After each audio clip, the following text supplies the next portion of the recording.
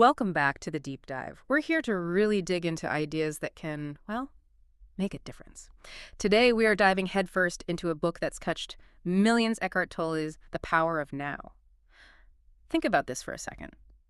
What if the absolute best part of your life, the real treasure, isn't something you remember, something you're hoping for, but it's actually happening right now, in this very moment? That's the core question. So, our mission today, let's unpack the big ideas from this spiritual classic. It's all about guiding us away from that constant mental noise and into the quiet beauty of now. That's a great way to put it. The power of now. People often say it's less like a book you just read, Mm-hmm. and more like an awakening. That's the word Tolle uses. It really is designed as a guide, something to gently, but also quite firmly pull us into that stillness, that beauty that's actually available right now in the present. It's about finding what's genuinely real and right here for us. Okay, so if this now is so powerful, so available, why do most of us miss it? Like all the time. Tully really gets into this, doesn't he? He calls it the trap of time. We all know that feeling, our mind's just drifting. But Tully argues it's more than just drifting, this constant mental time travel. Back to regrets or guilt or maybe even nice memories, nostalgia, or jumping ahead, worrying about the future. He says that's not just a distraction. It's fundamentally where we lose touch with life itself. It becomes this loop, this trap, walking us out of the only thing that's actually real, which is, the present moment. Exactly. And he introduces this really radical idea Yeah. that most of our suffering, it doesn't actually come from our circumstances, from what's happening out there. It comes from the incessant chatter inside our own heads. He calls it the voice in the head, Yeah. that constant stream of thoughts. Mm. Criticizing, comparing, judging, Ugh. always finding something wrong, pulling us into negativity. It's often not the situation itself, but our thoughts about the situation that cause the pain.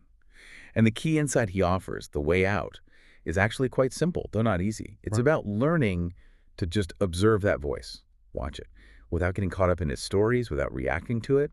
If you can do that, its power starts to diminish. Like watching clouds. You don't Right. have to grab onto them. Precisely. You just notice them passing by. Wow. That idea that suffering comes from our own mind, that really flips the script, doesn't it? It puts the power and maybe the responsibility back on us. And yeah, I can definitely hear my own inner critic sometimes, whispering away. It's Yeah. a real thing for so many of us. So, okay, if the mind and its time traveling are the track, then the escape hatch, the solution Tully presents, has to be presence. What actually happens? What shifts when we manage to become truly aware of the now, even if it's just for, like, one breath? Well, when you become fully aware, truly present, even for just a moment, Yeah. something remarkable happens. The worries, the anxieties, they actually start to fade. They lose their grip.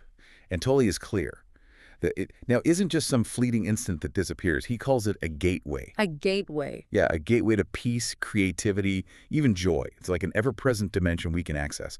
And connecting this to the bigger picture, Mm-hmm. he has this profound idea. He says that in true presence, you realize life isn't just happening to you. It feels more like life is flowing through you. You shift from being a victim of circumstances to being a conscious participant in the flow of life itself. Yeah. Tapping into something deeper within. Life flowing through you. I like that. That's a really significant shift in perspective. It suggests there's more going on than just, reacting to stuff. Okay, so speaking of these deeper layers, Tolle brings in a couple of really key concepts here. They build on this idea of presence and help explain why staying present can be so darn difficult sometimes. He talks about the pain body and the ego. Let's tackle the pain body first. What exactly is that? Right, the pain body. Yeah. It's Tolle's term for the accumulation of old, unresolved emotional pain that we carry inside. It's not just a fleeting emotion. Think of it more like an energy field within us, made up of past suffering, trauma, negativity. An energy field. Interesting. And the really striking thing is how it keeps itself going. He says it literally feeds on conflict, drama, and negativity. It's almost like this separate entity inside us that, when it gets triggered, actually wants to feel that old pain again, and often creates situations to make that happen. Wow, that's kind of disturbing. So how do we deal with it? The strategy he offers is, again, based on awareness. It's powerful because it's simple, conceptually at least. You observe it when it arises. You feel it in your body, but you don't react from it. Yeah. You acknowledge its presence, there's the pain body, Right. without letting it take over your thoughts or actions. By doing that, by not feeding it with more negativity or reaction, you essentially... You start. You starve it. Yes. And over time, it's energy lessens, and it can eventually dissolve. And this ties right into the ego, doesn't it? Because the ego, our sense of self based on identification with thoughts and forms, it absolutely thrives on the past, our stories, our grievances in the future, our fears, our ambitions. But the now, the present moment, it offers the ego nothing to grasp onto. Because there's no story in the now. Exactly. When you're truly present, that identification with the mind, the ego, loses its grip. Okay, it's really starting to click how these pieces fit together. It's like presence is the key that unlocks us from both the pain body and the ego's grip. It feels like a kind of roadmap to inner freedom. So if presence helps dissolve the ego and starve the pain body, this seems to go beyond just feeling better day to day. How does connecting with the present moment tap into something deeper, like a spiritual awakening? What's the bigger picture Tolle is painting? Well, this is where it moves beyond just, say, stress reduction or self-help into really profound spiritual territory. The present moment, according to Tolle, isn't just a gap between thoughts. It connects us to something. Well, it's something higher than the thinking mind.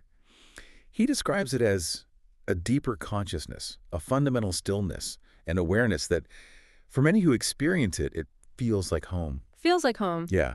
It's not just about being calm. It's potentially the direct path to realizing our true nature, beyond the limited identity of the ego, beyond that endless loop of thinking and reacting. And, this isn't some brand new idea Tolle invented. If you look across spiritual traditions, different paths, sages, mystics, saints, they've all pointed towards this. Presence, stillness, awareness in the house.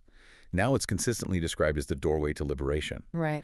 That shift from being lost in thought to resting in the quiet awareness underneath it all, it's seen as the ultimate homecoming. That's powerful. And the good news, it sounds like, is that we don't actually need to, pack our bags and find a monastery or a mountain cave to experience this, which is a relief.